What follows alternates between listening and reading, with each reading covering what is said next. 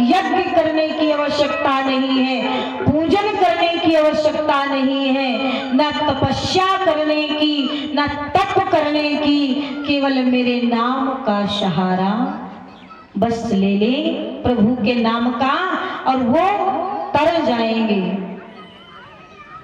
महाराज परीक्षित ने कहा ठीक है, तो 4 स्थान दिए। कौन कौन से? कहा जहां सुरापान होता हो, सुरा माने शराब, मदिरा, मदिरा का पान होता हो, वैश्याएं गमन करती हूं, और कहा जहां पर गुरुओं का, संतों का अपमान होता हो, अपने से बड़े का अपमान होता हो, वहां जाओ। और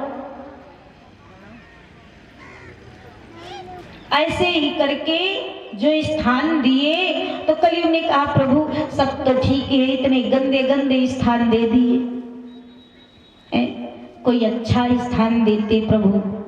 तो कहा कि ऐसा करो कि जाओ जहां सोना हो। अब सोना का मतलब, महाराज परीक्षित ने कहा जहां सोना हो, तो सोना का मतलब ये भी सोना जो दिन रात सोते हैं, और एक सोना जो कानों में पहना जाता है, गले में पहना जाता है। तो कहा कि ऐसा करो, अब कलयुग को इतना अच्छा समय मिल गया, भाई एक शब्द के अनेक अर्थ हुआ करते हैं। सोना, सोना का अर्थ अलग हो गया, तो भगवान वो महाराज परीक्षित सोने का मुकुट लगाए हुए थे, तो उसी मुकुट में कलयुग बैठ गया। और जब बैठ गया, महाराज परीक्षित आगे को बढ़ गए।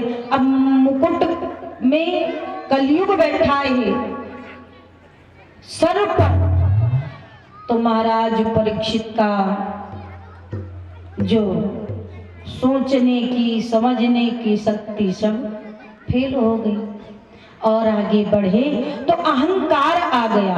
अच्छा, सोने में माता लक्ष्मी, भगवान विष्णु का भी वास होता है, नहीं होता? भाई दीपावली के दिन आप लोग पूजा करते हैं ना, करते हैं, लक्ष्मी जी की सोना चांदी सब रख करके, तो उसमें माता लक्ष्मी का भी वास होता है, भगवान विष्णु का भी वास होता है, तो कलयुग का वास कैसे हो गया? सोचने वाली बात है ना भाई। सोने की बात है तो कलयुग को नहीं बैठना चाहिए, लेकिन जहां पर धर्म का धन होता है, धर्म का धन, मेहनत का कमाया हुआ धन, वहां पर भगवान विष्णु, माता लक्ष्मी निवास करती है। और जहां पर अधर्म से, जो एक सीधी भाषा है कि 2 नंबर का काम, अब 2 नंबर में पता नहीं क्या आते, मुझे भी नहीं पता है, तो इस काम में जैसे हमने अधर्म से कमा लिया, तो वहां पर कलयुग वास करता है। महाराज परीक्षित तो बड़े धर्मज्ञ थे, लेकिन उनके सिर पर कैसे बैठ गया? क्योंकि महाराज परीक्षित के पूर्वजों ने उस मुकुट को जरासंध से छीन लिया था। और जरासंध कैसा था? यही कारण है कि महाराज परीक्षित के मुकुट पर बैठ गया। महाराज परीक्षित आगे बढ़े, और जब आगे बढ़े तो एक लोमर्ष ऋषि का आश्रम मिला। लोमर्ष ऋषि अखंड समाधि पर बैठे थे। देखा अरे कोई है, एक लोटा जल पिला सके, अब कोई ना निकले। शिष्य सब बाहर चले गए स्नान करने। तो लोमर्ष ऋषि के गले में मरा हुआ सर्प डाल दिया, गुस्से में कि भाई मैं इस राज्य का राजा हूं, मेरा सम्मान नहीं करते। तो गुस्से में डाल दिया। तो शिष्यों ने सुना हमारे गुरु का कोई अपमान करेगा, हम कैसे सहन करेंगे। शिष्यों ने सुना तो उसमें एक श्रृंगी ऋषि थे। तो श्रृंगी ऋषि को बड़ा क्रोध आया, जल उठाया हाथ में उसी नदी से और श्राप दे दिया, जिस दुष्ट ने ऐसी दुष्टता की आज के 7वें रोज उसे कोई तक्षक जीवित होकर समाप्त कर दे। अब जब ही शिष्य आए, लोमर्ष ऋषि को पता चला अरे बेटा बड़े वो धर्मज्ञ राजा हैं, ऐसा क्यों कर दिया। महाराज परीक्षित को बताया गया। अच्छा, महाराज परीक्षित को ही नहीं 7 दिन का श्राप है कि महाराज परीक्षित को ही हो। सप्ताह में कितने दिन होते हैं? 7। और महाराज परीक्षित को कितने दिन का श्राप मिला? 7 दिन का। तो 7 दिन का श्राप हम सबको है। संसार में जितने जीव चराचर या जगमाई जितने जीव चराचर है सबको 7 दिन का श्राप है। क्यों? क्योंकि इन्हीं 7 दिनों में हमारा जन्म होता है, इन्हीं 7 दिनों में हमारी मृत्यु हो जाती है, और इन्हीं 7 दिनों में हम अपने जीवन को जैसे तैसे जी लेते हैं। इसलिए महाराज परीक्षित को ही नहीं मुक्ति का मार्ग ढूंढना है। मुक्ति का मार्ग हम सभी को ढूंढना है। तो प्यारे भक्तों, चूंकि कहते हैं कि जो जन्मत सो मरत विसेखी, जो जन्मा है सो मरेगा जरूर। इसलिए हम सबको मुक्ति का मार्ग ढूंढना चाहिए।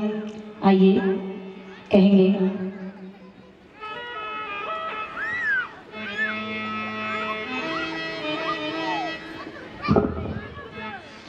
कि मुक्ति का कोई तू जतन कर ले। हम सभी मुक्ति का मार्ग ढूंढने का ही प्रयास करते हैं परीक्षित जी। इसीलिए कथा कराई जाती है, सत्संग हुआ करते हैं, मानस वेद वेदांत किए जाते हैं कि हम भी अपने मार्ग को संभाल ले। कि मुक्ति का कोई तू जतन कर ले, रोज थोड़ा थोड़ा, रोज थोड़ा थोड़ा हरि का भजन कर ले। रोज थोड़ा थोड़ा